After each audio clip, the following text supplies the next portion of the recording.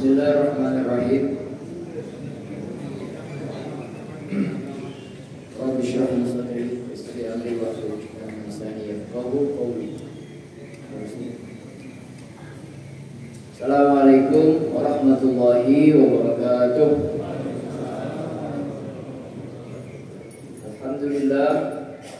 Alhamdulillahi rabbil alamin. Wassalatu wassalamu ala Rasulillah Muhammadin sallallahu alaihi wasallam wa ala alihi wa ashabihi ajma'in, amma ba'd.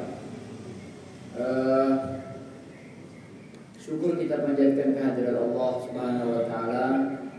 Selesailah kita melaksanakan sholat subuh pada pagi hari ini.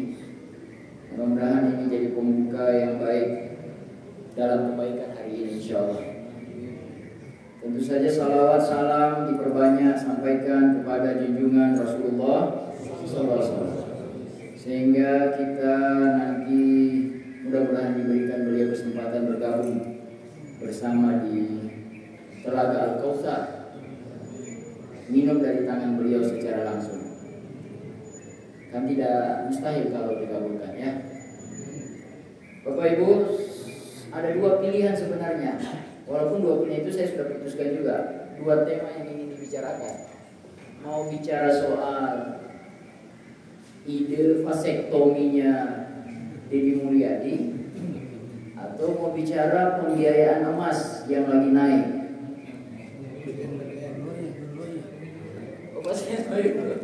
Saya tadi bilang saya sudah pilih pembiayaan emas saja. Kalau nanya vasektomi nanti saya jelaskan pas di ini. Tapi mudah-mudahan tulisannya bisa terbit hari ini di Republika kalau Allah berkenan. Jadi memang tujuan tulisan saya kita perbaiki pandangannya Pak Deddy, ya. Tapi MUI juga sudah mengharamkan kok. Oke, kita ke emas saja, ya. Iya ibu-ibu ya, emas ya. Ibu paling suka emas. Nah, cuma saya mau disclaimer juga ini, mohon pengertiannya. Ini itu akan masuk jelas pembahasan fikih, betul ya? Dan ini lebih tepatnya fikih muamalah. Oke, poin kedua. Kalau ini masuk fikih muamalah, kita akan bisa sangat berbeda pandangan, pendapat, ya kan begitu? Jadi mohon saya jangan dibully. Jangan dibully gara-gara misalnya saya agak condong-condong ke sebelah sana gitu. Ini hanya ingin supaya wawasan kita atau pengetahuan kita sama gitu loh. Oh, pendapat ini, kelompok ini, poinnya ini. Kelompok yang ini, poinnya ini gitu loh. Itu ya disclaimer. Disclaimer yang kedua adalah saya akan menawarkan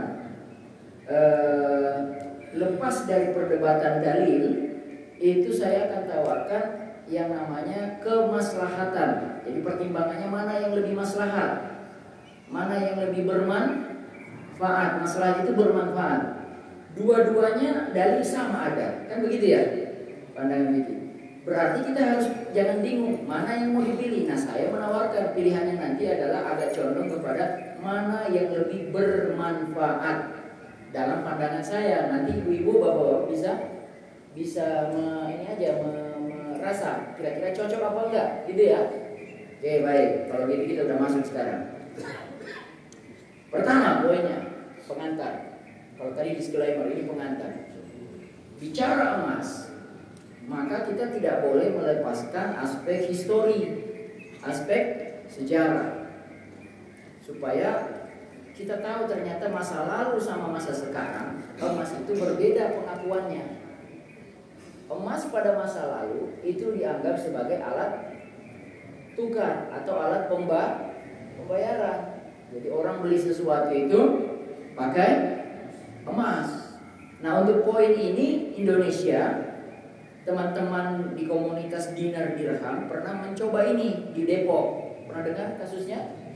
Nah, kan kasusnya akhirnya sampai ke ranah pengadilan, diancam 1 tahun, tapi nggak jadi karena mengakui bahwa secara kenegaraan undang-undang mengatakan semua yang berlaku di negeri ini, dalam negeri ini, di Indonesia, itu adalah mata uang rupiah. memang mereka dinar dirhamnya ujung-ujungnya memang konversi ke nilai rupiah. Tapi mereka membuat secara langsung, jadi bayar dinar, nanti di angkanya dikurangi karena dinar gede kan. Masa beli kerupuk pakai 1 dinar, bagaimana cara kembaliinnya tuh? Nah, tapi mereka bikin sistem di mana waktu dinar itu dibelikan kerupuk kan sisanya banyak tuh dinar, nggak bisa dikembalikan, susah. Maka nanti yang saya bayangkan waktu itu adalah nilai nominal dinar dia dicatat sebagai pembayaran kerupuk sebanyak sekian, nilainya sisanya nanti bisa dipakai pada waktu yang berikutnya, kan gitu ya. Itu kesana tuh arahnya. Kira-kira Bitcoin juga begitu, ya kan? Bitcoin itu kan ada fisik sebenarnya katanya, basicnya, tapi dia diwujudkan dalam bentuk angka-angka pencatatan. Oke, jadi 1 poin dulu, emas pada masa lalu adalah alat tukar. Hari ini apakah masih seperti itu? Itu harus kita clearkan supaya kita sepakat. Masih alat tukar enggak? Hah? Yang bisa kita pakai beli? Nggak bisa. Ya, bukan alat tukar dia bukan mata uang. Kalau begitu dia harus kita carikan cangkangnya. Maksudnya tempatnya, status kan nggak boleh tanpa status, bahaya kan? Harus ada status. Kira-kira emas sekarang statusnya sebagai apa? Sebagai barang. Dia itu sebagai komoditas. Emas fisik, ada fisiknya. Maka dia barang kayak ini, kayak gelas, ya kayak itu barang itu. Bisa? Poin yang kedua ya. Oke. Tadi sudah bunyi investasi. Bagus kita bikin pertanyaan. Menurut bapak-bapak, ibu-ibu, emas itu investasi bukan? Nah, ada yang jawab investasi ya, betul. Tapi nggak ada yang jawab bukan. Karena bingung juga kalau mau jawab bukan apa kira-kira. Nah, saya ada yang bilang begini, emas itu bukan investasi. Ada yang bilang kayak tabungan, tapi nanti bedanya dengan tabungan juga ada, dia mirip tapi nggak sama. Ya. Kalau begitu, kalau misalnya kita mau bilang dia investasi, coba definisi investasi itu apa? Gampangnya adalah investasi itu masukin modal 10 juta, puter di bulan berikutnya atau apalah tempo, dia udah jadi 15-20 juta. Itu kan investasi. Kan gitu ya, itu investasi. Oke. Sekarang berdasarkan pengertian itu, apakah emas juga berlaku sama? Ada yang bilang mirip-mirip. Dia bilang begini, beli emas 1 gram 10 tahun lalu itu cuma berapa? Kira-kira 10 tahun lalu berarti tahun 2010 lah, 500.000, betul ya? Di sekarang 2025 sudah jadi hampir 2 juta. Berarti bertambah dong, sama dengan definisi tadi kan?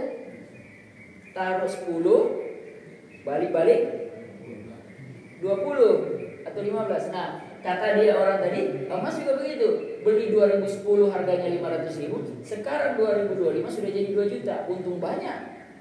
Nah, mirip kan? Tapi ternyata enggak. Kenapa? Walaupun emas itu tahun ini naik, yang dulu kita beli 500.000, kita nggak nyadar nggak bahwa sekarang harga-harga juga pada ikut naik. Betul nggak? Maka kalau saya emas bukan investasi. Emas itu adalah alat untuk melindungi nilai harta kita. Karena dengan kita punya emas, maka kekuatan nilainya masih akan sama seperti waktu kita beli dulu. Betul nggak? Iya. Itulah yang diperumpamakan harga kambing di zaman Nabi yang berapa gram emas itu harusnya sampai sekarang dengan nilai dinar yang sama bisa kebeli. Bisa dipahami nggak? Jadi bukan investasi, dia itu adalah alat atau strategi untuk melindungi nilai. Makanya beda dengan tabungan. Kita tabung sebanyak apapun, Pak. Tabungan kita dari 10 tahun yang lalu kita tabung hari ini sudah banyak. Sadar nggak nilai tabungan uang banyak itu kekuatannya tidak sama seperti dulu. Makanya kita sadar, tapi kadang-kadang nggak nyadar. Kita itu kalau minjemin uang orang ke orang, kita minjemin Pak 10 juta, ibu-ibu minjemin orang 10 juta, dia balikin 5 tahun lagi. Kira-kira secara hitungan matematik logika, mau nggak dikembalikan 5 juta lagi? Hitungan bisnis. Bukan riba, tapi memang mau tetap kekuatannya 5 juta. Mau nggak dikembalikan 5 tahun lagi 5 juta? Nggak mau, karena 5 juta yang kita pinjamkan 5 tahun lalu, dia bayar lagi 5 juta sekarang, rugi kan? Itu kan nggak sadar gitu. Kita harus akui itu poin itu. Ya. Harus kita akui poin itu. Artinya kita sudah belajar bahwa nilai uang kita turun. Kalau begitu ada yang tanya, berarti nggak boleh dong minjemin orang 5 juta 5 tahun lalu, hari ini kita ambil. Boleh. Kalau Bapak memang dari awal niatnya membantu. Itu yang saya ingatkan juga. Karena kalau nggak saya ingatkan, nanti orang semuanya jadi oh kamu harus harus kembalikan lebih. Saya ingatkan, ibu-ibu waktu minjamin uang 5 juta tahun lalu atau 5 tahun lalu, kebayang nggak sepanjang 5 tahun dia mau bayar ke kita itu pahala ngalir terus. Itu yang nggak bisa dihitung dengan nilai inflasi. Jadi pahala kita ngebantu dia selama 5 tahun, dia bisa menyelesaikan persoalan dia, itu kita dapat pahala, Bu. Makanya saya bilang, kalau mau pinjemin uang orang, diri sendiri sudah selesai. Betul Pak? Kita pinjemin uang orang, satu poinnya, jangan urusan sendiri belum kelar. Dan ibu-ibu harus, kalau kita mau cari pinjaman orang, jangan juga cari orang yang pas-pasan. Dia kan bingung mau nolaknya. Carilah orang yang benar-benar punya banyak harta. Karena bagi dia, hartanya dia banyak. Kalau datang orang yang minjam dan mau dikembalikan, dia gampang aja, ayo silakan. Tapi ini nanti bab lain lagi, bab utang piutang ini memang nggak kelar-kelar. Tapi artinya kita sudah sepakat bahwa emas itu bukan investasi, tapi dia strategi untuk melindungi nilai harta kita. Jadi jangan, kalau saya disuruh milih mana yang lebih bagus, tabung uang atau tabung emas, hari ini saya akan bilang tabung emas bagus. Nah, di situ mulai masuk masalah. Tabung emas produknya BSI, produknya Muamalat, itu kan nabung pakai cicilan. Nah, itu nanti tenang dulu, tenang. Makanya saya bilang dari awal, tenang. Ini bahaya. Ada 2 poin di situ. Pertama, isu kredit sama isu emasnya nggak dipegang. Ini panjang, ini mau dijelasin satu-satu nih. Mudah-mudahan sampai waktunya. Bapak Ibu yang dirahmati Allah Subhanahu wa taala. Sampai sini ada pertanyaan nggak tuh? Clear ya? Clear. Sekarang kita jelaskan dulu tentang prinsip atau landasan syariah tentang jual beli. Satu-satu dulu, jual beli kita jelaskan, baru nanti jual beli soal kredit atau bukan, ya kan? Baru nanti yang tadi yang digital, apa yang barangnya nggak ada. Yang pertama, yang saya maksud dengan jual beli itu adalah al-bai'u bisamanin ajil. Pernah dengar istilah ini? Kalau disingkat itu BBA. Orang sebut BBA. Baik, B baik, B bisamanin, A ajil. Jangan ajil pakai alif. Kalau pakai ain itu malah jadi cash. Ya, baik bisamanin ajil itu berarti cash. Takjil waktu Ramadan, takjil dicepetin. Jadi takjil itu cepat-cepat. Jadi asal kalau udah azan, korma 2 biji, 1 biji makan, itu takjil. Tapi kalau bilang mana takjil pakai alif, salah ucap. Berarti dia minta buka puasanya diundur pelan-pelan. Karena takjil itu artinya lambat, nanti aja. Beda dengan takjil pakai ain. Ya, oke. Bai'un, jual beli, bisa manin dengan harga ajil, harga yang kenapa jadi saya salah sebut ajil? Ajil dengan harga yang nanti saja lunas, alias kredit. Itu ada istilah itu di kalangan ulama kita, di kitab-kitab fikih. Baik disamain ajil, jual beli dengan harga tertunda. Barangnya masuk dulu, diterima dulu, harganya lunasnya tertunda. Kredit. Oke. Apa karakter disamain ajil ini? Tadi sudah. Pertama, penangguhan pembayaran. Jadi dia bukan naqdan. Kalau ada pernah ikut orang akad nikah pakai bahasa Arab, saya waktu nikah pakai bahasa Arab karena lebih singkat daripada pakai bahasa Indonesia. Ya. Saya tinggal jawab, qabiltu nikaha bimaharin mazkur naqdan. Gampang ya? Tapi kalau pakai bahasa Indonesia lama nanti keceplosan. Saya tinggal bilang, qabiltu nikaha bimaharin mazkur naqdan. Naqdan itu artinya tunai. Padahal ada juga mahar yang cicil. Ada loh. Pernah dengar mahar cicilan? Artinya dia waktu naqdan di akad dirame-rame dilihat orang, itu dia sebut tunai. Padahal ada perjanjian di belakang layar. Itu nyicil. Ibu. Sehingga di kitab fikih itu dibahas itu sampai detil. Seorang istri yang melakukan perjanjian dengan calon suaminya bahwa maharnya nanti dibayar bukan di hari akad nikah, artinya tidak tunai, maka dia berhak sesuai perjanjian tidak akan memberikan malam pertama sebelum itu dibayar. Lunas. Asal diperjanjikan memang dia butuh waktu seminggu lagi baru ada fest lunas. Tapi akad nikahnya sudah berjalan, sudah dilihat orang, kan malu-malu juga.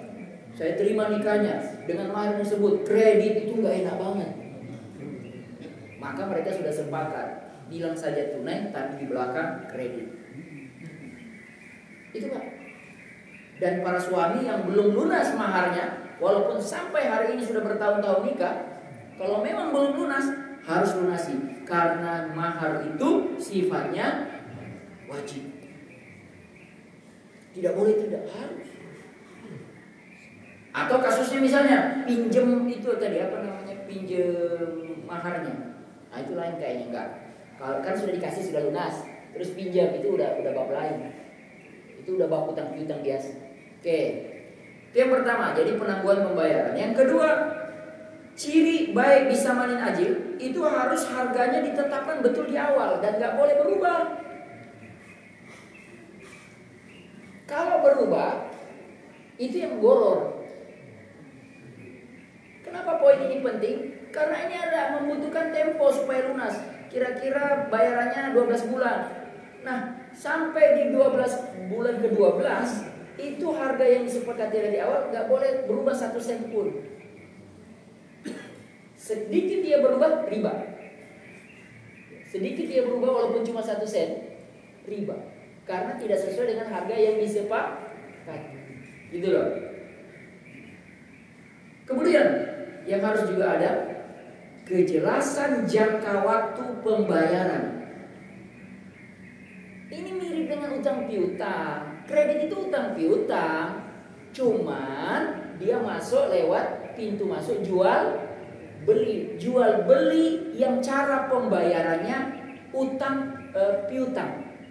Cara pembayarannya tertunda. Maka syaratnya di sini disebutkan harus jelas jangka waktu pelunasan itu sampai kapan. Kan kalau kita minjemin uang orang, salah satu yang jarang kita bahas atau kita kadang-kadang suka saling apa namanya, percaya, ya nanti aja saya bayar tahun depan. Itu masih bagus, tahun depan masih ada kejelasan. Walaupun nanti ditanya, tahun depan kan ada 12 bulan. Ada yang bilang begini, saya bayar nanti kalau saya mampu ya. Oh bahaya itu. Setiap kali ditagih, saya belum mampu. Sudah kelar urusan. Jadi harus bikin. Bayarnya itu tahun depan, bulan sekian, tanggal sekian. Kalau perlu pakai jam sekian. Karena itu disampaikan Allah dalam Al-Baqarah 282. Ya, 282. Ya ayyuhalladzina amanu, orang-orang beriman. Coba di situ digunakan di awal dengan beriman. Iza tadayantum, kalau kalian utang piutang, bidainin ila ajalin musamma, kepada waktu ajal musamma, ajal, kepada waktu yang sudah kalian sepakati. Makanya kita sebut ajalnya sudah tiba. Kalau bahasa Al-Quran itu ajalun musamma, ajal yang ditetapkan kepada dia sudah sampai. Ajalun musamma. Nah, itu Al-Baqarah 282. Jadi harus ditetapkan tahun, jam, bulan, tanggal. Kemudian syarat yang tidak boleh, dan ini penting, barang yang mau dikreditkan tadi itu sudah jadi milik penjual. Oke? Sudah milik penjual. Oke ya, selesai itu syarat-syaratnya. Akad bisa manin ajil. Baik jual beli dengan cara pembayaran tunda. Sekarang kita mau pakai dalil-dalil nih. Ustaz, saya baru dengar itu BBA, baik bisa manin ajil. Nah, ini dalil-dalilnya. Satu,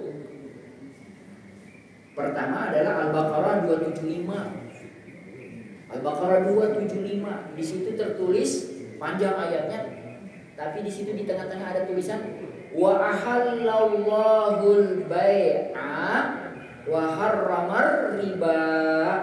Allah halalkan jual beli, Allah haramkan riba. Yang kita mau fokus kalimat yang Allah halalkan jual beli. Di situ menggunakan kata umum, jual beli. Berarti jual beli apa saja. Model yang penting modelnya jual beli, mau dia cash, mau dia kredit, mau dia apa lagi jual beli model-modelnya. Nah, banyak model jual beli.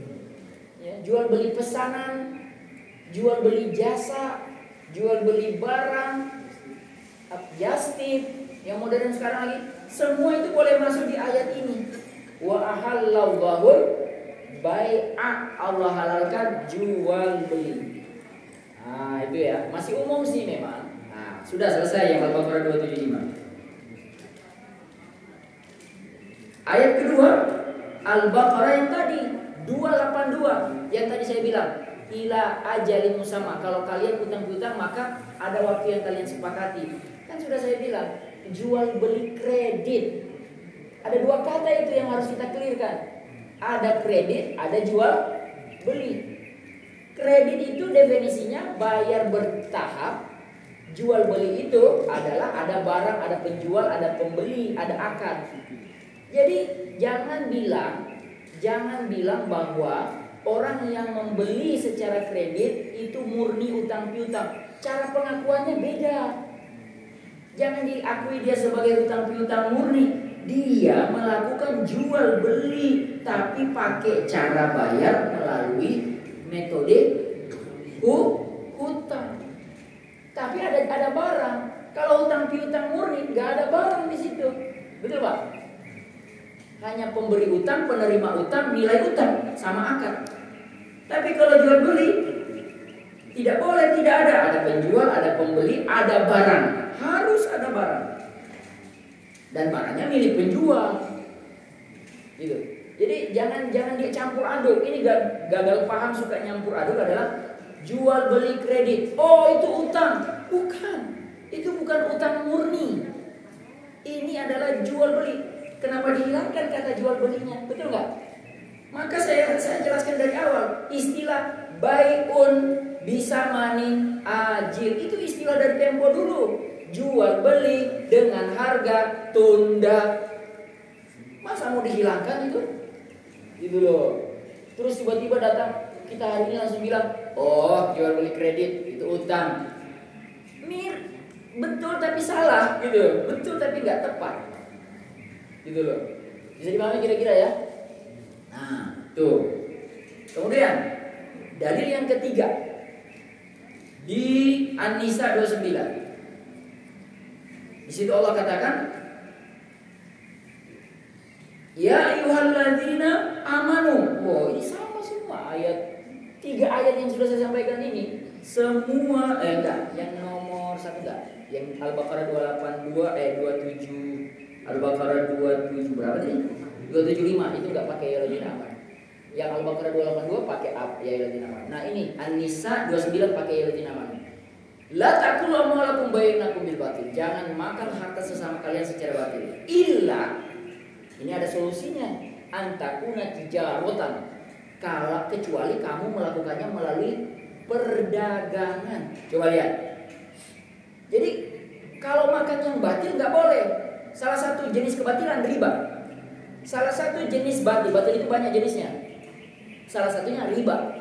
Nah Allah bilang jangan makan harta batil. Illa. Tapi Allah kasih solusi supaya nggak batal. Gimana caranya? Buat dia jadi antakuna tijaratan. Buat dia jadi akad jual beli. Antakuna tijaratan antarodin minkum. Yang kalian dalam bisnis itu jual beli itu saling ridho. Nah jadi prinsip ridho juga harus ada. Gitu ya. Sudah 3. Yang keempat, terakhir ayatnya adalah Al-Maidah ayat 2. Bunyinya adalah, sebenarnya Al-Maidah ayat 1 sama ayat 2 itu nyambung. Al-Maidah ayat 1 dimulai juga dengan Ya ayyuhalladzina amanu aufu bil uqud. Penuhilah janji-janji kalian atau akad-akad kalian. Nanti di ayat 2 ada ayat bunyinya wa ta'awanu 'alal birri wat taqwa. Gitu Pak. Tolong menolonglah kamu dalam kebaikan. Wala ta'awanu 'alal itsmi wal udwan. Jangan tolong menolong dalam dosa. Nah, bai'un bisamanin ajil, jual beli dengan cara pelunasan tertunda. Itu masuk wa ta'awanu 'alal birri atau wa ta'awanu 'alal ismi. Jelas dia wa ta'awanu 'alal birri. Di mana birrinya Ustaz? Nih saya jelaskan. Ibu-ibu yang jawab. Ada nggak kemungkinan kita dihadapkan pada situasi kita itu perlu kepada sebuah barang dan dia sifatnya harus darurat malah, tapi uang kita nggak cukup. Betul nggak? Ada nggak? Mungkin nggak situasi itu muncul? Oke, barang itu perlu banget, darurat malah. Sekarang solusinya apa? Kalau uang nggak cukup, cari tambahan atau nabung lah istilahnya lagi ya. Bersabar, betul kan Bu? Kita turunkan solusinya pelan-pelan. Ada solusi pertama, ya nggak usah beli dulu. Saya setuju itu. Boleh, saya setuju boleh. Tapi ini masalahnya time is running. Waktu itu terus berjalan. Bayangkan kalau situasinya adalah yang mau dibeli itu adalah obat.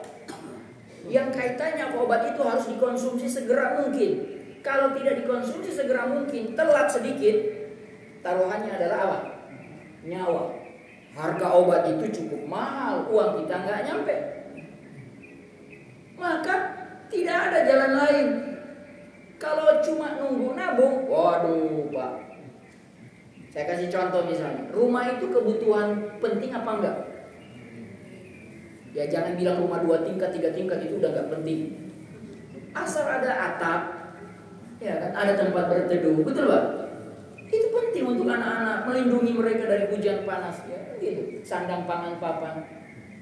Oke ya, sandang pangan papan. Nah, kalau kita nunggu nabung, oh ya saya perlu disclaimer lagi nih. Saya bukan utusan bank mana apapun. Jadi saya sedang nggak menjual produk. Nanti dipikir ini ada apa ini. Enggak, saya nggak ada. Saya nggak agen apa. Jadi kalau rumah contohnya harga rumah naik terus nggak? Silakan pakai ilmu statistik Pak Prof. Nilai rumah yang naik terus dengan nilai uang yang turun terus, mana yang lebih cepat? Kayak begini dia. Kayak begini. Bagaimana ya? Saling berlawan. Saling berlawan. Itu ilmunya. Secara fakta namanya fiqhul waqi'. Fikih kenyataan, nggak bisa dihindari. Harga rumah naik aja terus. Harga uang ditabung turun terus. Betul. Nah, ada yang jawab, kan Ustaz udah kasih solusi. Apa tadi solusinya? Tabung emas. Nah, bagus juga tuh ide itu. Tabung emas. Silakan. Oke. Nah, alasan kedua. Untuk alasan kedua ini saya pakai hadis aja lah. Kalau tadi sudah ayat-ayat, sekarang hadis tentang baik bisa manin ajil nih. Ini penting ini. Karena kalau tidak pakai dalil Quran hadis kita disalahin nanti, bahaya. Nih landasan hadisnya tentang jual beli dengan tempo. 1. Nanti tolong saya dikoreksi, saya nggak mau bilang saya paling benar. Ini saya dapat hadisnya begini. Walaupun saya tahu hadis ini, cuma ada yang sisi menarik. Di sini tertulis Ishtara Rasulullah sallallahu alaihi wasallam min Yahudi ta'aman binasi'atin warahnahu dir'ahu. Nabi pernah membeli dari Yahudi makanan to'aman binasi'atin dengan cara pembayaran di hutang. Nasi'ah dengan cara pembayaran di hutang, warahanahu dir'ahu, tetapi beliau menjaminkan di hutang itu, hutang jual beli yang pakai cara hutang itu, tetapi beliau menjaminkan baju perang. Jual beli dengan cara bayar tunda. Jangan dipisah, jangan dipikirkan yang tundanya aja. Ini jual beli loh. Lalu ada kata satu lagi, jaminan. Nah, itu yang kita juga jarang. Sebenarnya boleh nggak dalam segala hal pakai jaminan? Boleh nggak? Boleh. Pertanyaan saya balik. Emang harus gitu loh? Emang nggak boleh nggak pakai jaminan? Boleh juga. Baca Al-Baqarah 283, Pak, Bu. Kalau Al-Baqarah 282 itu panjang dari satu ujung ke ujung halaman, itu penuh utang piutang. Pindah halaman tetap 283 itu tertulis di situ. Kalau kalian sudah saling percaya, maka tidak perlu lagi jaminan. Masalahnya bank dengan kita nggak pernah percaya. Iya nggak? Nggak pernah percaya. Saya ini ustadz, Bu. Saya nggak mungkin bohong, Bang. Kata banknya, mohon maaf Ustadz, ini SOP. Ini bukan lagi bicara soal percaya atau tidak. Ini SOP saya, SOP kami. Kalau kami tidak ikuti, kami yang kena. Gitu loh ya. Nah, jadi jaminan itu di bank syariah juga tetap ada. Dan itu dicontohkan Rasulullah. Beliau berhutang sama makanan sama Yahudi, berhutangnya terhormat. Nabi itu berhutang terhormat. Jadi kalau ketemu Yahudi, dia biasa aja si Yahudi tadi. Kan kita masalahnya kalau berhutang nggak pakai jaminan, itu bikin kita suka malu-malu. Kalau lihat, aduh dia lagi, putar jalan. Ya karena takut ditanya. Betul nggak? Sehingga doa Nabi benar. Allahumma inni a'udzubika min ghalabatid daini wa qahrir rijali. Ya Allah, aku berlindung kepadamu dari lilitan hutang. Di situ nggak pakai koma, pakai wa. Ghalabatid daini wa qahrir rijali. Kalau pakai wa dalam teks gramatikal, kalau pakai wa berarti dua hal yang berbeda, yang dua itu punya kaitan. Allahumma inni, ya Allah aku berlindung, auzubika berlindung kepadamu, min ghalbatid dain, dari lilitan hutang, wa dan qahrir rijal, dan dari penguasaan orang kepada saya. Penguasaan orang itu maksudnya apa? Orang yang ngasih hutang dia kuasai kita. Kalau ada rapat DKM, itu nggak berani bantah sama yang ngasih hutang. Aduh, saya mau kasih pendapat, ini yang punya, yang bantu saya. Itu repot ganda. Repot. Jadi itu awal mulanya upeti, awal mulanya transaksional, tidak berani bicara. Itu gara-gara beginian. Dimulai dari utang piutang. Makanya kata Allah, wa ta'awanu 'alal birri. Kalau kalian itu mau sekalipun dalam hak tolong menolong, tidak boleh dimasuki dengan nilai unsur-unsur jahat. Gak boleh. Mentang-mentang ngasih hutang mau menguasai orang, gak bisa. Nah, di sisi yang lain orang yang berhutang terhormat, pakai jaminan, jadi dia nggak bisa dikuasai. Nah, oke. Ini hadis yang kedua sekarang, dalil hadis yang kedua tentang keberkahan. Ada hadis Nabi mengatakan salasun atau salah satu. Ada 3 hal yang mendatangkan keberkahan. 2 itu saya ingat, yang satu itu adalah tentang mencampur gandum dengan garam ya. Apa itu saya? Nah, yang satu ini yang saya ingat betul. Apa itu kata Nabi? Jual beli dengan cara tempo. Jual beli dengan cara tempo, kata Nabi dalam hadis itu, mendatangkan keberkahan. Ayo kita bahas nih. Jual beli kredit itu berkahnya di mana sih? Ayo Pak, coba. Berkahnya di mana? Ini Nabi loh yang bilang. Hadisnya tadi sudah saya baca, nggak usah saya ulang-ulang. Di mana berkahnya Pak? Jual beli pakai tempo. Yes, memberikan kemudahan orang lain. Itu dia. Tinggal kitanya ini yang jangan kemarau karena ada fasilitas layanan jual beli begini, semua mau dibeli pakai utang, beli motor utang, beli mobil utang, lama-lama nggak bisa bayar. Jadi betul Pak, ini adalah sarana untuk membantu orang. Saya di bank yang saya awasi, di Bank Botani, IPB, itu juga saya ingatkan kepada para marketing. Jangan memudah-mudahkan.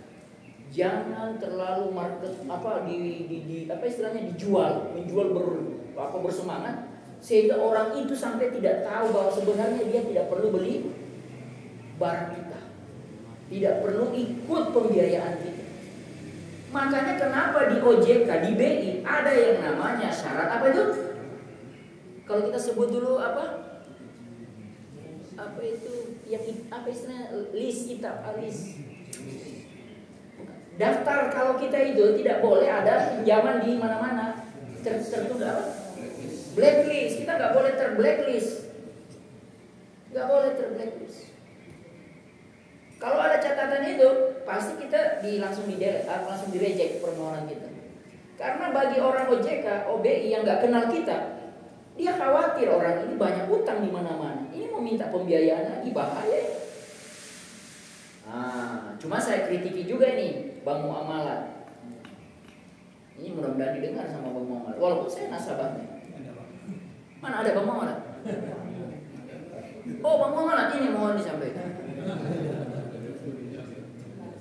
Itu dia bilang untuk pembiayaan emas dia tidak pakai BI checking bank lain. Dia tidak perlu kita punya pembiayaan di bank lain. Yang penting di muamalat tidak tertunda, tidak ada masalah. Muamalat ngambil ijtihad begitu. Saya paham sih sebenarnya ini kritikan, tapi saya paham kondisinya. Karena bank muamalat harus tumbuh.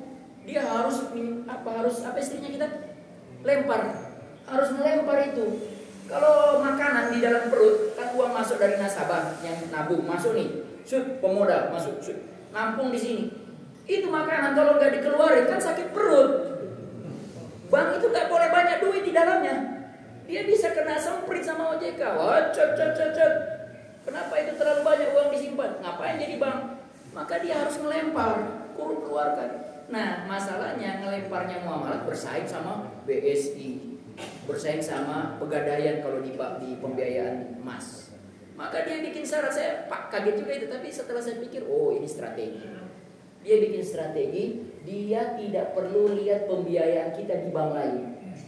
Yang penting di muamalatnya kita aman. Dia anggap itu sudah aman. Nah, itu masih satu syarat, ada syarat yang lain lagi. Berapa nilai pendapatan kita?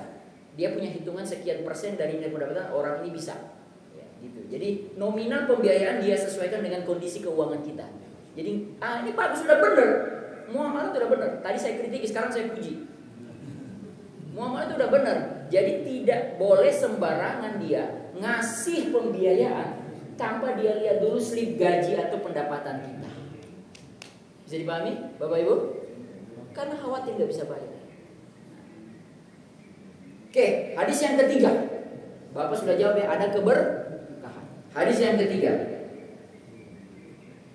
Ini hadis kalau nggak cerdas, bukan nggak cerdas, mohon maaf, nggak teliti, malah jadi hadis yang melarang jual beli tangguh. Jadi padahal saya mau pakai untuk mendukung baik bisa manin ajil, tapi kalau gagal paham dia bisa jadi bumerang, bisa dianggap jadi dalil yang tidak membolehkan jual beli secara tangguh. Apa bunyi hadisnya? Nabi SAW mengatakan, nah Rasulullah Sallallahu Alaihi Wasallam, Nabi melarang bai'atani, dua akad, fi bai'ah, dalam satu transaksi atau dalam satu akad. Maksudnya gimana? Dua akad dalam satu akad. Maksudnya begini, saya jual HP ini kepada Bapak, kalau cash 1 juta, itu akad pertama namanya, akad cash. Tapi kalau kredit, itu bisa manin ajil, itu adalah 1.500.000. Berarti ada dua akad ini ya.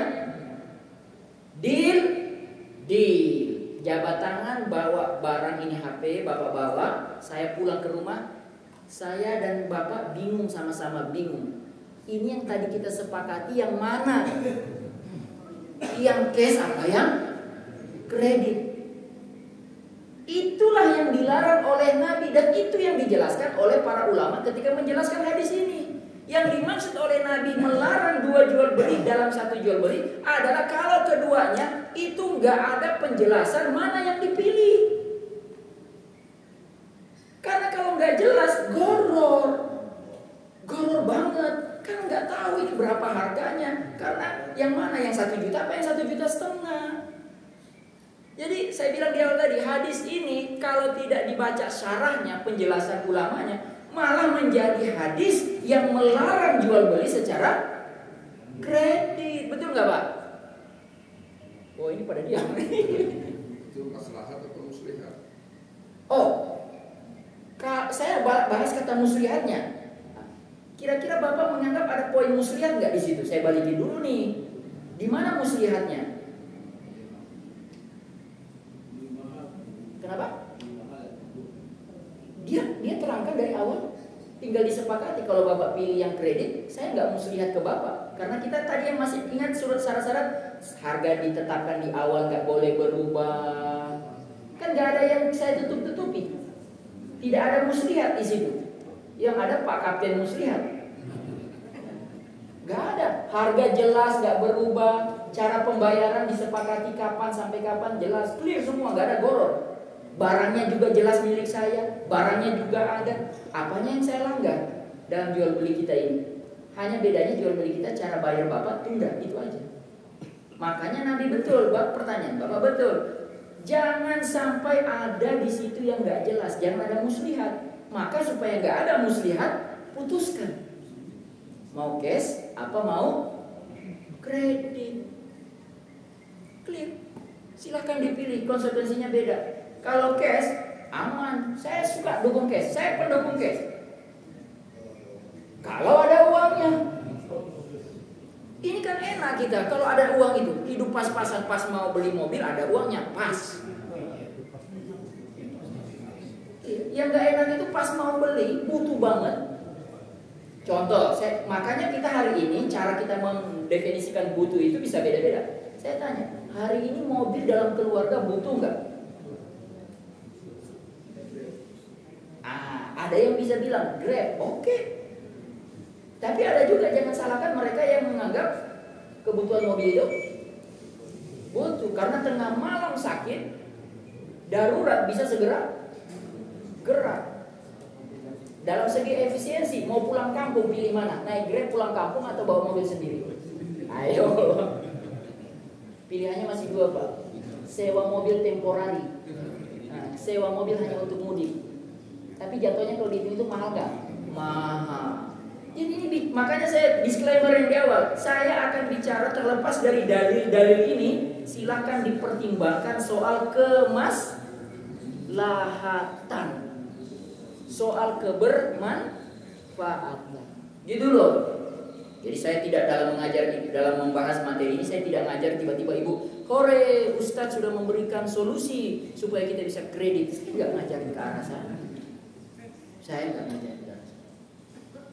Serius loh, punya hutang itu nggak enak, apalagi bertahun-tahun, betul? Capek kita ditagih-tagih. Cuma dalam kondisi tertentu, jangan dibilang pintu ini sudah tertutup selamanya. Tetap ada opsi. Ya. Terakhir, apa yang saya mau jelaskan terakhir? Sebenarnya masih ada ya. Apa terakhir? Kenapa Pak? Pertanyaan ya. Silakan dibuka pertanyaan. Satu. Iya.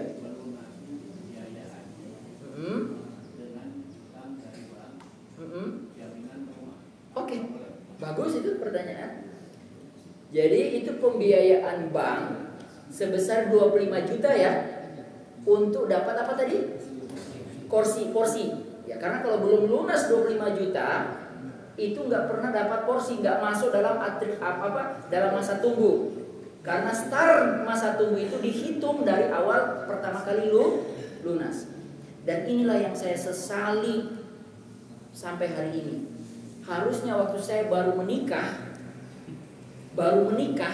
itu saya harus spend langsung untuk mendaftarkan istri saya. Karena kalau saya sudah haji, saya harus daftarkan istri saya sekitar 14 tahun lalu harusnya masuk dalam daftar haji. Kan sudah enak kepotong 14 tahun kan, tinggal sisa lagi. Tapi saya baru mulai 2 tahun lalu. Karena waktu saya baru nikah saya gak punya duit. Nah ini yang saya mau jawab pertanyaan Bapak. Ilmu saya waktu 2011, saya belum seperti hari ini. Ilmu saya masih belum nambah waktu itu. Saya belum tahu betul bahwa produk ini bermanfaat. Yaitu apa? Bank mempercepat keinginan kita untuk naik haji. Apa cara mempercepatnya? Dia bayarin dulu kita. Saya bayarin ya 25 juta supaya Bapak segera dapat masuk antrian. Nah, untuk supaya lunas 25 juta itu silakan Bapak cicil. Atas jasa saya membayarkan Bapak duluan, jual beli jasa namanya. Saya minta dong kasih saya upah. Namanya bahasa Arabnya ujroh. Sepakat? Sepakat. Jangan main sepakat, tanya dulu berapa ujroh Anda, Bang? Tinggal kita lihat muamalat berapa ujrohnya, BSI berapa ujrohnya, BCA Syariah berapa ujrohnya. Silakan pilih. Pegadaian pun sudah buka. Pegadaian itu buka tabungan haji, Pak. Gitu loh. Hari ini saya juga baru tahu kemarin, istri sudah buka tabungan haji untuk anak yang usia 5 tahun, 6 tahun, 9 tahun. Sudah buka, ada produk tabungan haji anak. Baru tahu ya? Semuanya ada. Saya takut di sini ada bank muamalah soalnya. Jadi saya langsung jawab seperti jawaban Pak Bapak itu, semua ada. Silakan ditanya. Tapi kalau mau cara yang cepat hubungi beliau. Bapak tinggal tunggu di rumah, beliau uruskan. Tabungan haji untuk anak, Pak. Itu semacam semangat kita untuk meyakinkan bahwa setelah nanti kita meninggal, anak-anak kita insya Allah haji. Dan kita berdoa kepada Allah dengan dia haji, potensi buruknya Allah hilangkan. Paham gak? Sama seperti Nabi dibelah waktu kecil. Kita berharap anak-anak kita itu haji. Bukan haji supaya disebut haji, tapi berharap Allah bersihkan dengan haji. Dan kalau dia sudah jadi bersih, kita senang juga di kuburan. Oke, lanjut Pak ya. Saya sudah jawab dengan cerita tadi. Bagus ya berarti ya. Bagus, nggak ada masalah. Bank membayarkan terlebih dahulu dan kita membayar jasa kepada dia atas usaha yang dia lakukan. Oke, poin yang terakhir adalah jaminan. Kan begitu ya Pak tadi pertanyaannya. Tadi saya bilang, bank nggak pernah percaya sama kita. Bank nggak pernah percaya. Dia suuzon terus sama kita. Tapi sebenarnya kalau boleh percaya Pak Prof, ada dosen-dosen kita yang jadi itu apa istilahnya asesor kalau ada akreditasi ya. Kalau kita mau menilai kualitas sebuah perguruan, sebuah program studi kan ada namanya akreditasi. Itu nama penilaiannya asesor ya Pak ya? Asesor itu nggak boleh husnuzon orangnya. Kalau dia kerjanya husnuzon, ngapain dia jadi asesor? Dia harus datang karena dia selama ini cuma dikasih bekal dokumen yang dikirim lewat apa? Sistem. Kan dia harus datang fisik ya Pak? Datang fisik itulah dia bawa dengan segudang suuzon. Ini mau saya buktikan, betul nggak? Betul nggak? Jadi suuzon itu ternyata Bu, itu tidak terlarang secara mutlak. Tinggal dilihat dipakai di bidang apa. Suuzon itu penting karena kalau husnuzon repot kita. Orang jelas-jelas bikin salah, husnuzon. Mana bisa? Bank itu menempatkan dirinya posisi suuzon. Nah, supaya menghilangkan suuzon dia, buktikan diri kita mampu. Apa itu? Nah, clear pertanyaan Bapak sudah selesai. Wallahu a'lam bishawab. Ibu-ibu ada pertanyaan? Monggo, mudah-mudahan saya dengar. Waalaikumsalam. Saya mau bertanya tadi yang kredit pembiayaan emas. Saya pernah ada berselisih, bukan berselisih, belum ketemu jawabannya dengan teman saya. Sebentar Bu, pakai mic supaya saya dengar, yang lain juga dengar, dan kalau saya nggak bisa jawab, yang lain bisa bantu jawab.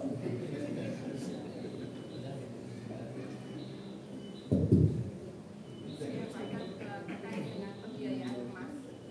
Kok nggak ada itunya? Efeknya kejauhan kali. Ya sudahlah Bu, saya langsung aja Bu ya. Ya terkait dengan pembiayaan emas tadi.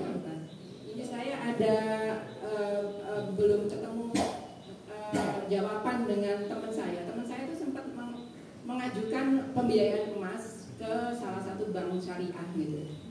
Tapi akhirnya setelah 3 bulan itu dibatalkan sepihak.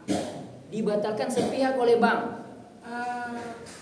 Karena teman saya menganggap tidak memenuhi salah satu akad syar'inya. Apa itu? Barangnya belum jelas. Oh, barangnya belum jelas. Jadi, baik. Pengalaman saya kebetulan pernah jadi supplier pernah KSO dengan salah satu bank bahwa saya penyedia emas, saya pernah Pak. Tapi kebetulan kebijakan dari bank tersebut per November itu tidak diperkenankan mengambil Emas dari bank. supplier lain. Oh, hanya mengizinkan dari BSI pusat. Ya. Sejak November itu jadi dari BSI menyebutkan kalau Banyak kendala, barang itu tidak tepat waktu. jadi saat akad tidak ada barangnya, sebenarnya begitu. Oke, saya sudah dapat poinnya. Baik, sudah dapat poinnya. Mudah-mudahan ini sudah Bu ya. Cukup? Baik. Yang saya pahami mekanismenya begini. Bank syariah, baik muamalah maupun BSI, itu dia jualan emas, dia dapat emas dari mana sebenarnya? Itu kan harus kita jawab dulu. Itu dia beli dari Antam, tapi dalam jumlah besar, 1 kilo, 2 kilo. Karena pembeliannya besar, maka Antam ngasih harga yang sangat rendah. Nah, dari harga dia dapat murah, itulah yang dia bikin pembiayaan ke kita. Jadi barangnya itu dia udah beli. Betul, syarat baik bisa mani ajib, barang itu harus sudah dimiliki oleh bank. Sekarang saya masuk. Kata dimiliki dalam fikih itu bahasanya disebut qabdun. Qaf, ba, dan do. Qabdun. Secara bahasa, qabdun itu bukan arti sebenarnya bukan dimiliki. Dikuasai. Saya pernah ya namanya kuliah di Mesir. Ada bahasa Arab bunyinya begini. Yaqbudu syurtah. Polisi itu yaqbud. Dari kata qabada, menangkap penjahat. Jadi udah pengembangannya dia. Artinya begini. Kata kepemilikan qabdun itu ada 2. Qabdun hissi, fisik. Ini namanya qabdun hissi, dipegang. dilihat, dipeluk, itu barang itu. Itu qabdun hissi. Itu yang pertama. Yang kedua namanya qabdun hukmi. Kepemilikan secara hukum. Barangnya nggak entah di mana, kita nggak lihat, nggak pegang. Tapi kalau ditanya, Bapak punya barang itu? Punya. Mana buktinya? Ini suratnya. Ini suratnya. Kayak waktu kita beli mobil dulu di dealer, waktu kita tanda tangan SPK tanggal 1 Mei, surat apa itu? SPK apa namanya? Ya, SPK tanggal 1. Pertanyaan saya Bapak Ibu, waktu kita sudah akad SPK tanggal 1, kita lunasi pakai cash loh, bukan kredit, cash loh. Apakah tanggal 1 Mei itu langsung dapat mobilnya? Belum tentu, karena dia butuh 14 hari kerja untuk mendatangkan dari Cikarang, dari mana-mana itu masuk ke dealer dulu. Dari dealer diperiksa dulu, diperbaiki, disiapkan, baru diantar ke rumah atau kita yang pergi ambil. Jadi ada jeda waktu selama 14 hari ke depan. Pertanyaannya, 14 hari ke depan itu barang sudah jadi jual beli atau belum? Sudah, barangnya masih tunggu 14 hari. Jadi isu kepemilikan barang itu ada dua. Isu qabdun hissi, memang dipegang. Saya bersemangat banget ini. Saya minum dulu. Sama qabdun hukmi. Pertanyaan saya, lebih kuatan mana menurut Bapak Ibu? Qabdun hissi apa qabdun hukmi hari ini? Hah? Hissi. Tapi kalau nggak ada kekuatan surat-suratnya, urus belakangan. Kalau dia jeda waktu itu ada masuk status ini, kasus hukum orang yang pegang surat, dia bisa bikin surat lebih cepat dari kita. Set, yang kalah siapa?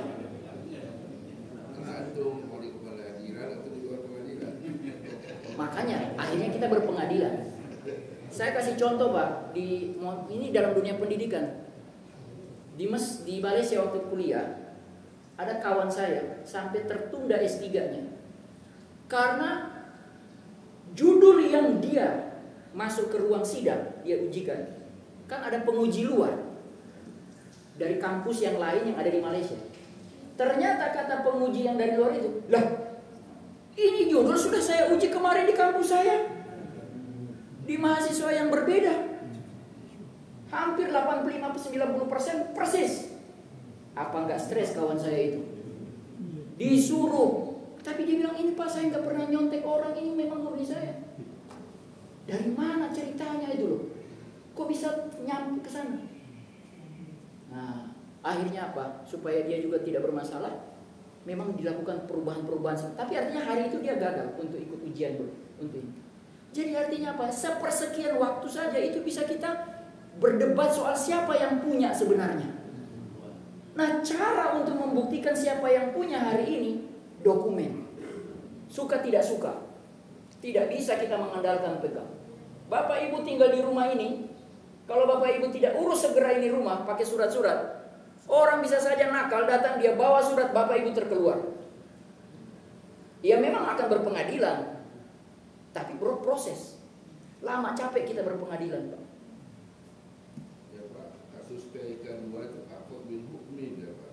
Bapak sudah punya surat-suratnya. Ya. Tapi kenyataan di lapangan rakyat. Oh, kalau PIK 2 itu adalah secara qabdun hukmi iya, tapi apa namanya, unsur-unsur kezoliman yang dia langgar itu ada, maka diperbaiki. Kalau ini kita sedang bicara jual beli ideal.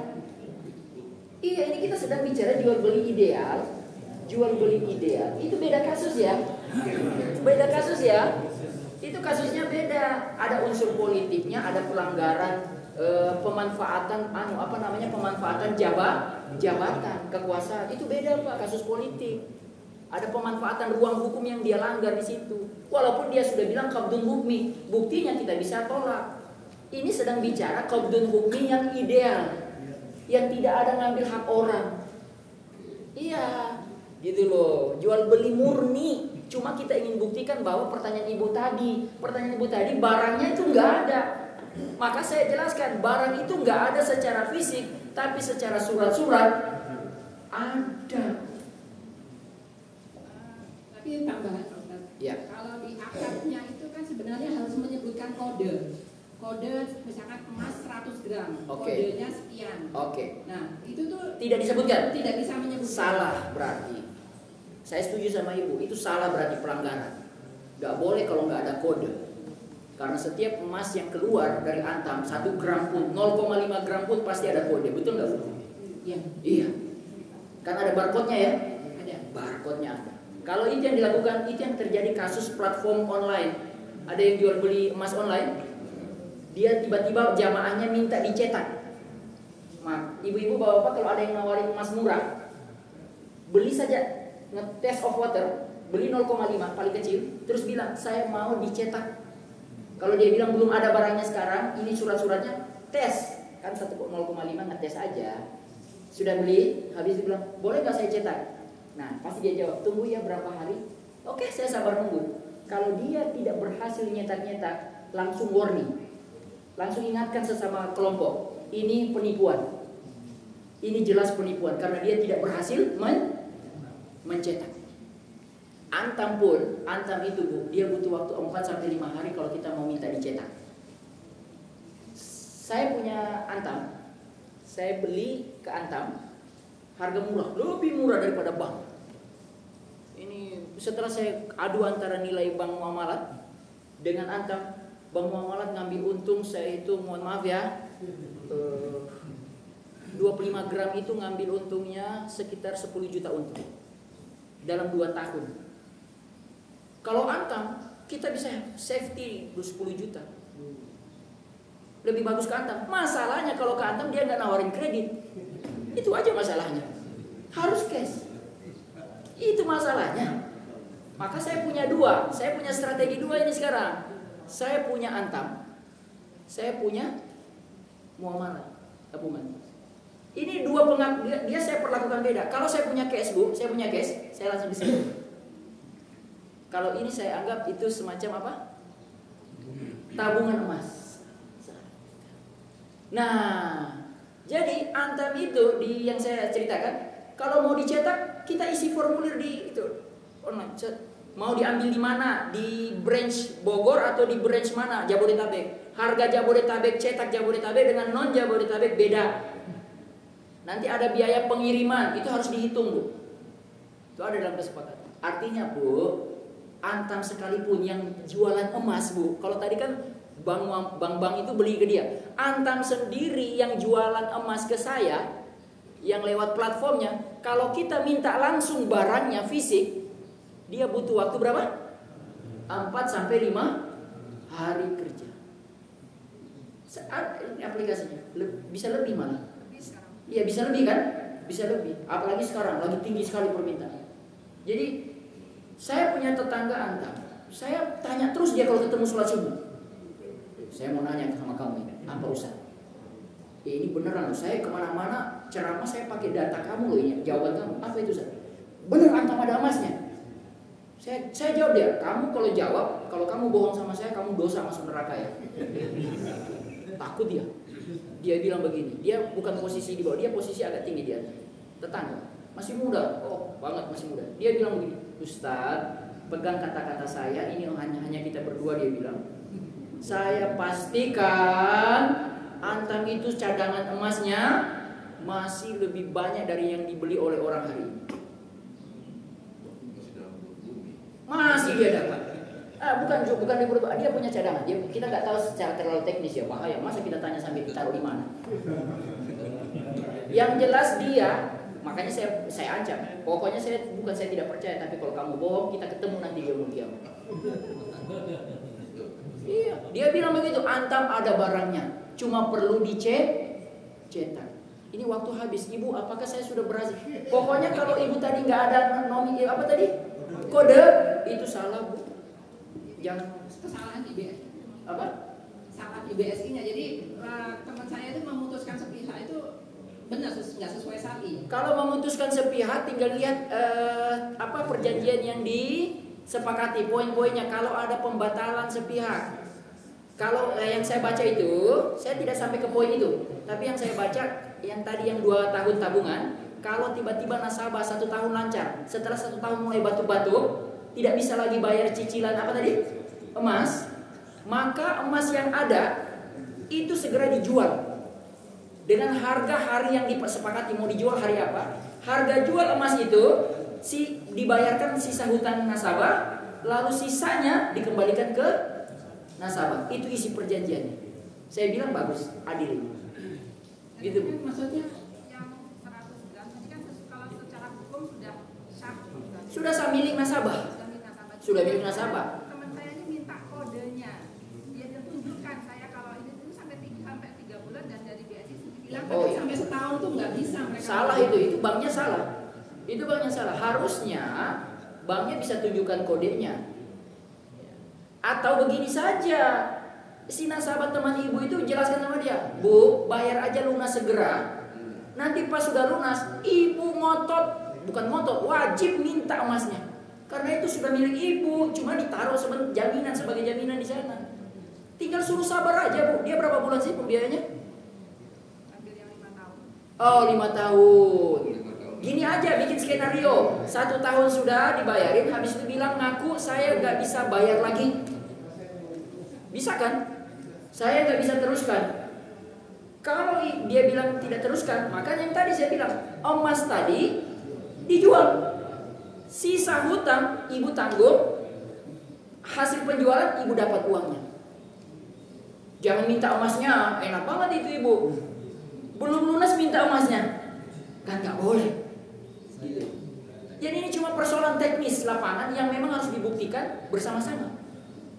Bisa dipahami kira-kira nggak, Bu? Saya sudah kasih tipsnya itu. Wallahu a'lam bishawab. Sudah bunyi, ternyata belum kelar urusan emas ini.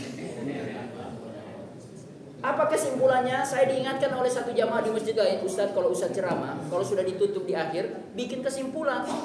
Karena jemaah itu, walaupun dia dengar sejam itu, pas Ustadz berakhir, dia juga bingung apa sebenarnya. Jadi saya bikin kesimpulan begini. Poin saya sederhana, kesimpulannya. Bai'un bisamani ajil itu secara fikih ada oleh para ulama.